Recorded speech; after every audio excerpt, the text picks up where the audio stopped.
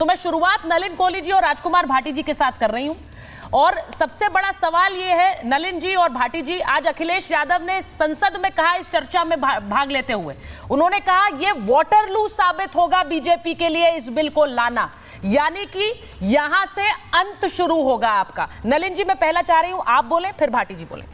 नलिन जी, एक राजनीतिक बयान है और अखिलेश जी जो कह रहे हैं वो पिछले 10 साल से इस प्रकार के बयान दे रहे हैं, लेकिन हर बार चुनाव में जनता मोदी जी के साथ और भाजपा के साथ है।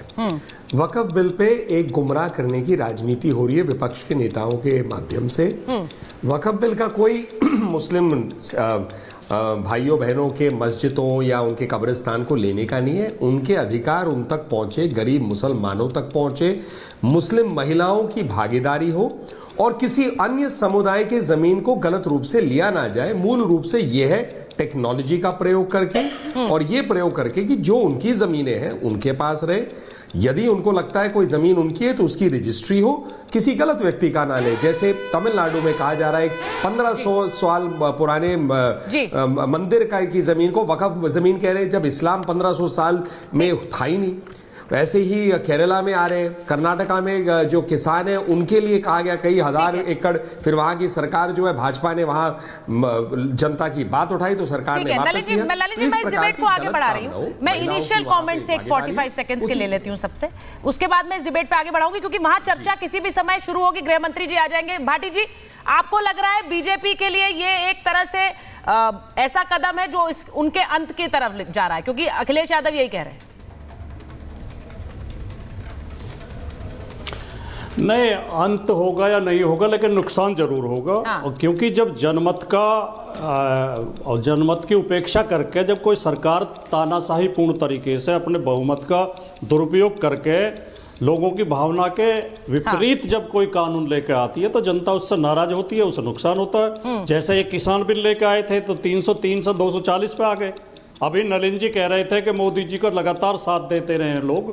ऐसा नहीं है। उत्तर प्रदेश में आप की कितनी 33 सीट हैं और हमारी 37 हैं, तो उत्तर प्रदेश में भी आपको हराया जनता ने और पूरे देश में भी आपकी सीटें कम की हैं। 303 से आप 240 पे आ गए। तो जब जनता के खिलाफ आप फैसला लोगे, जनभावना इसके खिलाफ है।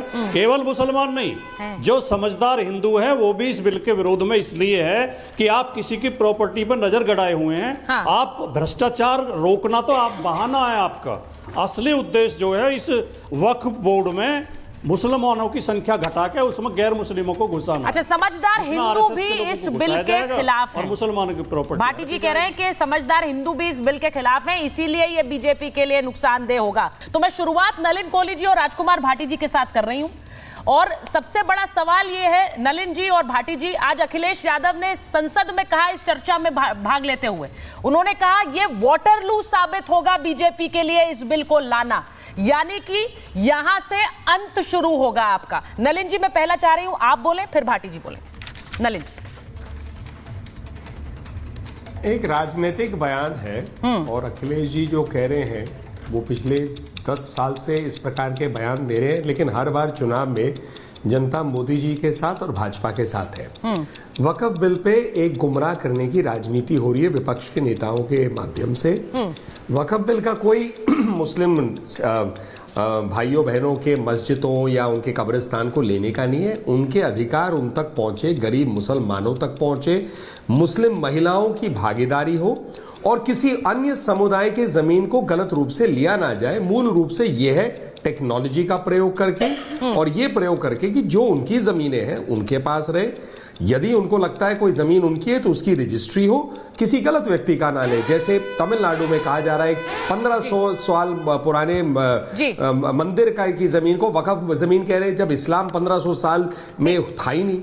वैसे ही केरला में आ रहे, कर्नाटका में जो किसान हैं उनके लिए कहा गया कई हजार एकड़। फिर वहां की सरकार जो है भाजपा ने वहां जनता की बात उठाई तो सरकार ने वापस लिया। मैं इस डिबेट को आगे बढ़ा रही हूं। मैं इनिशियल कमेंट्स एक 45 सेकंड्स के ले लेती हूं सबसे, उसके बाद मैं इस डिबेट पे आगे बढ़ाऊंगी क्योंकि वहां चर्चा किसी भी समय शुरू होगी। गृह मंत्री जी आ जाएंगे। भाटी जी, आपको लग रहा है बीजेपी के लिए ये एक तरह से ऐसा कदम है जो उनके अंत की तरफ जा रहा है, क्योंकि अखिलेश यादव यही कह रहे हैं?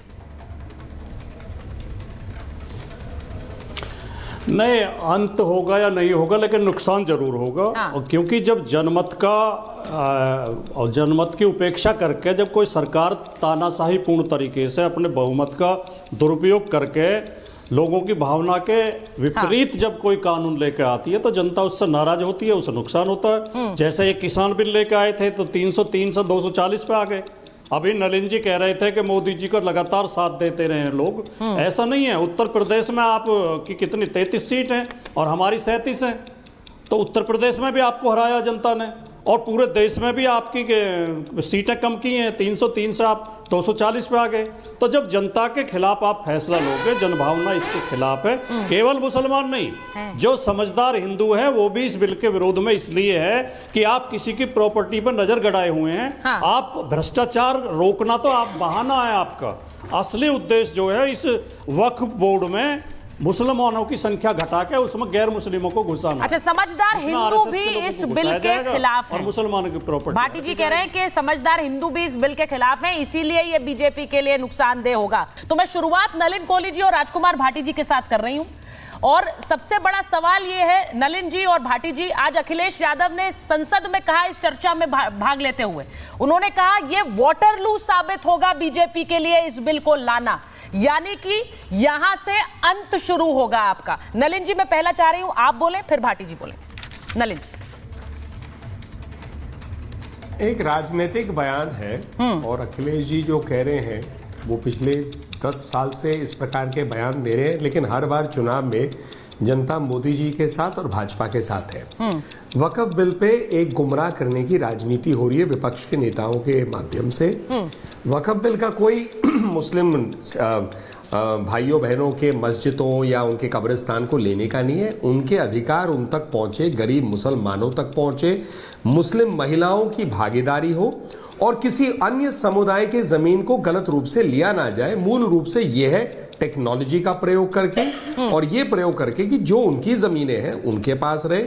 यदि उनको लगता है कोई जमीन उनकी है तो उसकी रजिस्ट्री हो, किसी गलत व्यक्ति का ना ले। जैसे तमिलनाडु में कहा जा रहा है 1500 साल पुराने मंदिर का की जमीन को वक्फ जमीन कह रहे हैं, जब इस्लाम 1500 साल में था ही नहीं।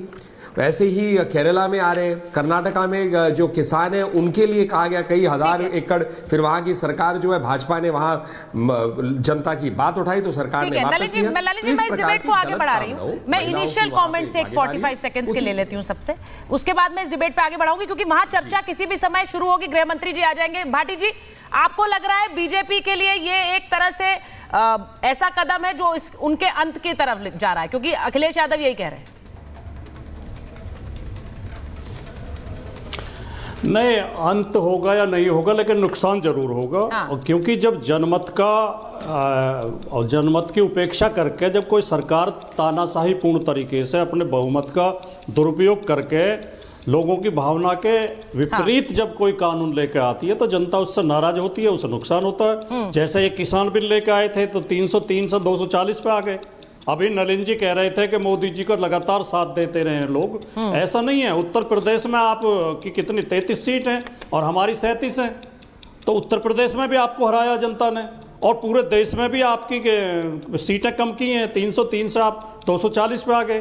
तो जब जनता के खिलाफ आप फैसला लोगे, जनभावना इसके खिलाफ है। केवल मुसलमान नहीं, जो समझदार हिंदू है वो भी इस बिल के विरोध में इसलिए है कि आप किसी की प्रॉपर्टी पर नजर गड़ाए हुए हैं। आप भ्रष्टाचार रोकना तो आप बहाना है आपका। असली उद्देश्य जो है इस वक्फ बोर्ड में मुसलमानों की संख्या घटा के उसमें गैर मुस्लिमों को घुसाना। अच्छा, समझदार हिंदू भी इस बिल के खिलाफ हैं और मुसलमानों की प्रॉपर्टी। भाटी जी कह रहे हैं कि समझदार हिंदू भी इस बिल के खिलाफ हैं, इसीलिए ये बीजेपी के लिए नुकसानदेह होगा।